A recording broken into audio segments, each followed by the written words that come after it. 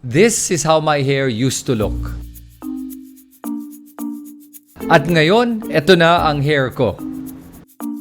Now, sa mga may hindi alam, I got a hair transplant last year. Okay, andito tayo ngayon. I'm about to start the transplant. This is Doc Brian, who's gonna be my doctor, and he also had his transplant done just a few days ago.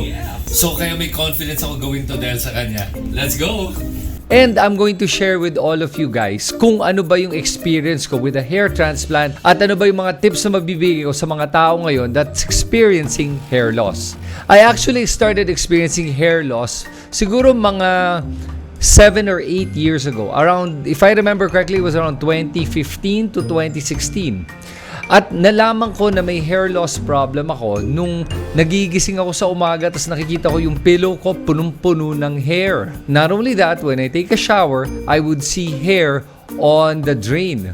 Then, slowly but surely, napansin ko na that my hair was thinning. And this is when I started to consider getting a hair transplant. Well, I was considering going completely bald, shaving my head, and eventually shaving it enough so that it's completely bald. Pero I figured, if I had a chance to save my hair, why not? The fact is, no hair clinic can ever promise to give you back your hair or to make hair grow back where there was no hair. Kaya huwag ka maniniwala sa mga kahit na anong mga treatment na nandiyan dyan kung pinapangako nila sa'yo na you're gonna get your hair back. The only thing they can do is improve the growth of the hair that's currently in your head or stop your hair from falling off. That's it. They cannot make new hair grow back. And the only way na magkakaroon ka ng bagong hair is by getting a hair transplant. Now, if you know me, you know I'm very meticulous and I like doing research. So before I got a hair transplant, pinag-aralan ko na lahat to. I checked out all the different treatments and all the different types of hair transplants. And after 5 years of figuring out if I want to get a hair transplant, I finally did it.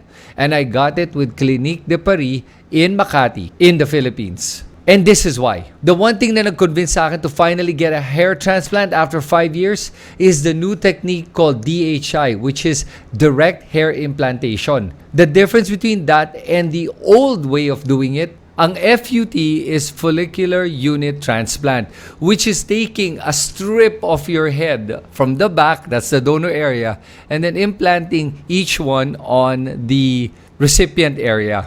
Yung FUE naman is follicular unit extraction, which is taking one graft at a time and then planting it on the top of your head. Now, both methods require an incision para ma-implant yung hair on the recipient area or kung saan yung thinning area. With the DHI technique, you use a pen to be able to implant it directly without the need for an incision. So, hindi mo na kailangan i-cut open yung scalp para lagyan ng hair graft, which means that your head will heal faster and it will give you a more dense result. And that's the reason I chose Clinique De Paris dahil sila lang yung gumagawa ng DHI method sa buong Pilipinas. At pwede mo rin i-check yung information na to online by going to the DHI website. Makikita mo dito yung mga authorized clinics and if you scroll down, you will see that DHI Philippines is only in Clinique De Paris. And pwede mo rin i-check yung mga certified surgeons by DHI. At makikita mo dito that in the Philippines, there are only 3 doctors that are certified. Si Doc Rafael, si Doc Brian, and si Doc Nico. So after consulting with them, I went ahead immediately and I was so excited to get to today, a year later. And I'll share with you guys my 1-year experience with a hair transplant and what are my expectations and what are the myths and some of the questions I had with regards to this experience. So number 1, some people think that a hair transplant will stop your hair loss. It doesn't stop the hair loss. What it does is it adds more permanent hair, which is coming from the donor area, and puts it on the thinning area of your head. Okay, first I want to answer the question that some of you may have. How much does it cost to get a hair transplant? Basically, for me, I got over 4,700 grafts placed from the back to the top of my head. And the cost of a procedure like that is about 400,000 pesos.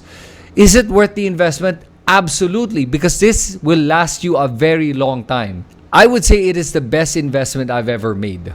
So is my hair thicker now? Yes, it is. Now that my hair is completely back and it's nice and thick, ano ba yung aking routine moving forward? And what should you do if you're experiencing hair loss? Number one, you have to be able to prevent the hair loss from happening. And the only effective way that I know to do that is to use finasteride. What you have to do is take 1 milligram of finasteride a day. Now, I know what some of you are thinking na may danger yan of actually lowering the male libido and you might get ED. Okay, that's a myth. The reality is less than 10%. As a matter of fact, I think it's 1 to 2% of the world population would ever experience ED. Everyone else will be okay. Now, if in case that you are part of the 1 to 2% that experience it, just get off finasteride and you're back to normal. So there's no permanent side effect to it. But finasteride is the only way to be able to stop or at least minimize hair loss. By the way, this advice is only for men.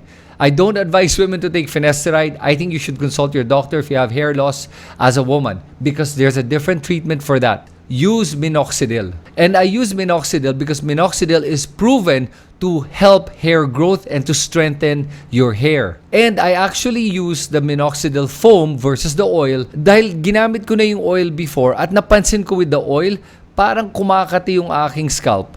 And with the foam, it just feels like I'm using mousse and I'm able to style pa my hair after I use it. Also, if you want to add this to your routine, you can also get the low light laser therapy helmet. This is the helmet that I use for it. And I do this every other day. What it does is it actually creates the right frequency to be able to stimulate the hair to grow. And I've found this to be very effective for me. Next, I would recommend na gumamit ka rin ng oil treatment. For me, I like VCO. I do this in the evening and I leave the VCO overnight. Other people are actually saying to use castor oil and some people are saying naman argan oil. For me, most oils are actually good for the hair and the scalp and it will help strengthen your scalp and your hair. And I have seen people use these oil treatments and they have very nice thick hair. And for those that are comfortable doing this, stop using shampoo. I haven't used a shampoo in a while. And you know what I've noticed? Pag gumagamit ka kasi ng shampoo, matapang yung karamihan ng shampoos na ginagamit natin. And it strips away the natural oils in the scalp and in the hair. Kaya nga after you use a shampoo, di ba nagko-conditioner ka pa para mabalik yung moisture ng hair mo? That sounds weird to me. And ang napansin ko nga after I stopped using shampoos, my hair feels a lot healthier. Not only will you save your hair and your scalp, you'll also save a lot of money from not buying shampoos and conditioners anymore. Now, if you want to know more about my experience with not shampooing, watch this video right here.